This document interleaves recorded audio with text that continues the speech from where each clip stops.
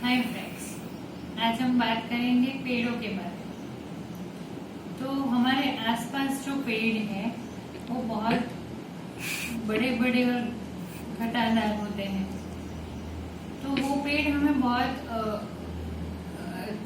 Oxygen देते हैं, दिखने में अच्छे होते हैं। और मान लो वो पेड़ काफी पुराना है तो उसकी सुंदरता तो बहुत ही अच्छी होती है। वो पेड़ हमें ऑक्सीजन देते हैं, फिर हमारे ओजोन लेयर में काफी हद तक वो रिपेयर करता है ओजोन लेयर को। तो इस वजह से हम सबको मोटिवेट करते हैं कि पेड़ लगाए, जितने हो सके उतने पेड़ लगाए। पर हमें प्रश्न होता है कि ये सब खुली जगहों में और खुले मैदान में या जंगलों में ये सब पॉसिबल है? हमारे आसपास ये सब कितना पॉसिबल है? हमें ये होता है और फिर हमारे पास उतना टाइम नहीं होता, तो हम अगर इच्छा होती है फिर भी ये सब पेड़ पौधों को हम अच्छे से उगा नहीं सकते। तो ऐसा नहीं है।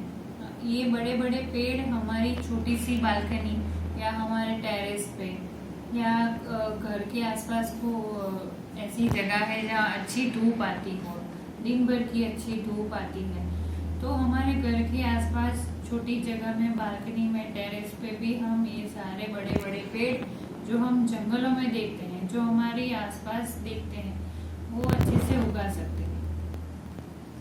तो वो कैसे उगाए? तो वो हम पेड़ पौधों को एक छोटे से फॉर्म में, स्मॉल फॉर्म यानी बॉन्साई फॉर्म में हम वो बड़े बड़े पेड़ उगा सकते हैं। तो कुछ लोग ऐसे मानते हैं कि ये बॉन्साई घर में रखना शुभ है, उसका रिएक्शन मतलब बॉन्साई का प्रभाव कैसे होता है, बॉन्साई घर में नहीं रखते। तो ये सब सुनी सुनाई बातें हैं, ऐसा कुछ नहीं है। बॉन्साई अच्छे से घर में रख सकते हैं और उसको अच्छे से केयर कर सकते हैं, उसको सालों तक हम जीवित रख सकते हैं और उसका वैसा ही लाभ होता है जो बड़े बड़े पेड़ का होता है। हमारे आसपास जो होते हैं वो ऐसे ही हमें फल और फूल देते हैं और उसका बेनिफिट देते हैं। हम सबको पता है कि बॉन्साई जापानीज आर्ट है। हमें ये हमारे माइंड में हम भी अभी तक इंट्रोड्यूस ऐसा हुआ है कि बॉन्साई जापानीज आर्ट है, पर ऐसा नहीं है। बॉन्साई हमारे ऋषि मुनियों की आर्ट है। जो ऋषि मुनि हिमालय में रहते थे वो काफी दूर तक पर्वतों पर जाकर बड़े बड़े पेड़ों से औषधियां लाते थे, जो उस टाइम के मेडिसिन होती थी। आज भी हम हमारी first medical science means Ayurvedic, तो आयुर्वेदिक की जो विद्या है उसमें तुलसी, नीम, अड़ुसी, फिर लेमन मतलब नींबू, बेलीपत्र, पारिजात, ये सारे पेड़ को एज अ मेडिसिन इंट्रोड्यूस किया है। तो वो ऋषि मुनियों पर्वत पर जाके ये बड़े बड़े पेड़ों के पत्ते फल लाते थे। तो एक बार उनको ऐसा लगा कि हमें रोज या कुछ दिनों की उसमें पर्वत पे जाके पेड़ से सब उनकी लकड़ियाँ, फिर उनके फल फूल लाने पड़ते थे। तो उन्होंने सोचा कि हम वो पेड़ क्यों ना हमारे आश्रम के पास लगाएं। तो उन्होंने क्या किया कि वो बड़े पेड़ काट के आश्रम के पास लगा दिया और बारिश की वजह से ये पेड़ आश्रम के पास वैसे ही अच्छे से उगने लगे जैसे पर्वतों पर थे। और वो सारे पेड़ वो लोग उनकी दवाइयों में और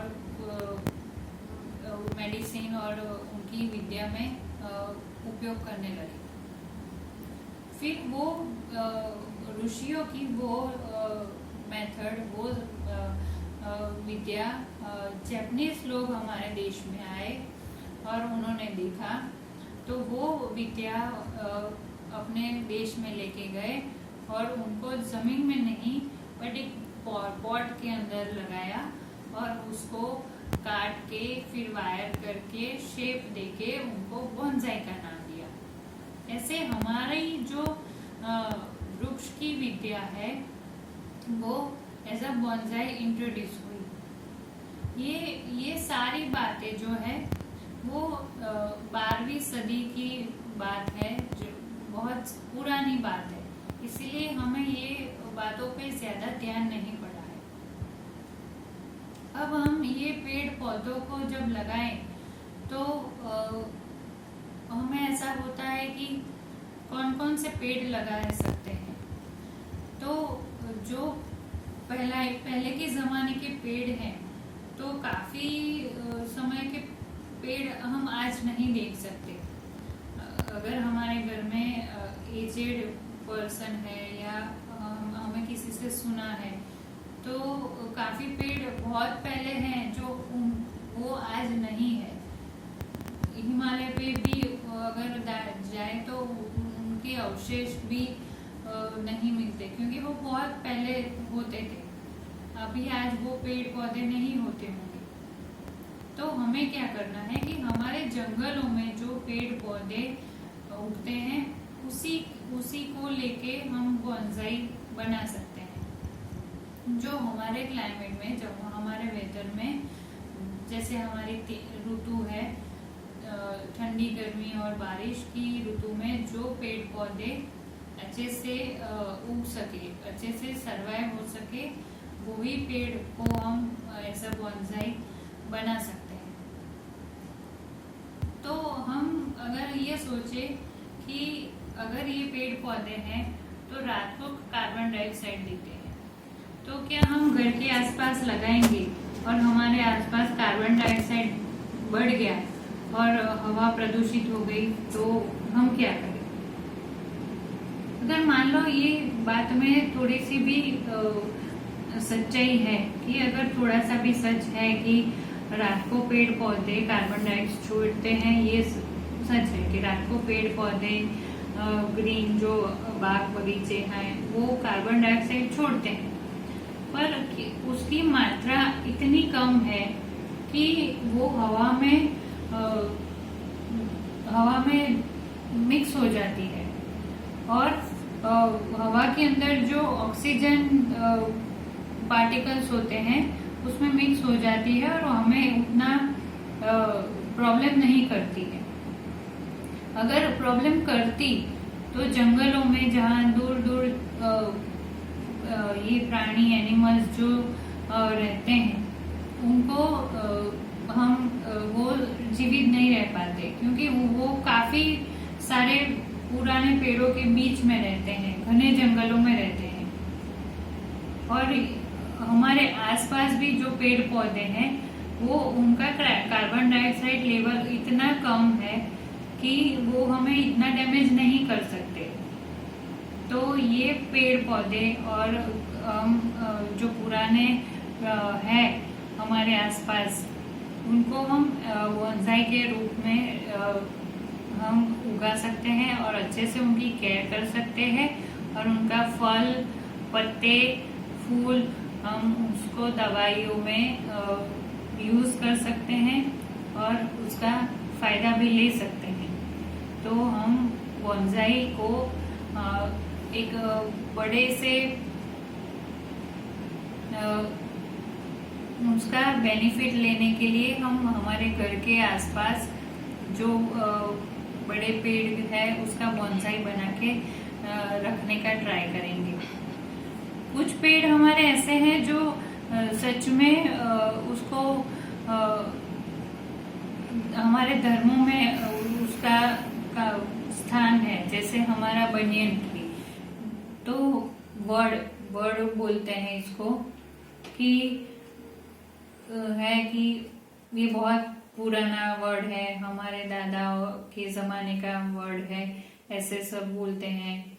फिर पीपल का पेड़, पीपल का पेड़ सब बोलते हैं कि पीपल नहीं होना चाहिए हमारे घर के आसपास, पर वो क्यों नहीं होना चाहिए? पीपल के पेड़ में इतनी पवित्रता है कि हम उसकी पवित्रता को संभाल नहीं सकते, इसीलिए हम सब बोलते हैं कि पीपल का पेड़ घर के आसपास नहीं रखना चाहिए। पीपल का पेड़ अशुभ नहीं है, पर वो धार्मिक उसकी इम्पोर्टेंस की वजह से हम अगर उसकी इम्पोर्टेंस नहीं संभाल पाए तो हम पीपल का जो है बेनिफिट नहीं ले सकते, इसलिए। पर ऐसा कुछ नहीं है, हम थोड़ी सी एफर्ट डाल के हम अपना मनचाहा गार्डन, मनचाही ग्रीनरी हमारे घर के आसपास कर सकते हैं। तो आप भी बॉन्साई अपने आसपास लगाएं और अच्छे से वातावरण में ऑक्सीजन पाए। Thank you.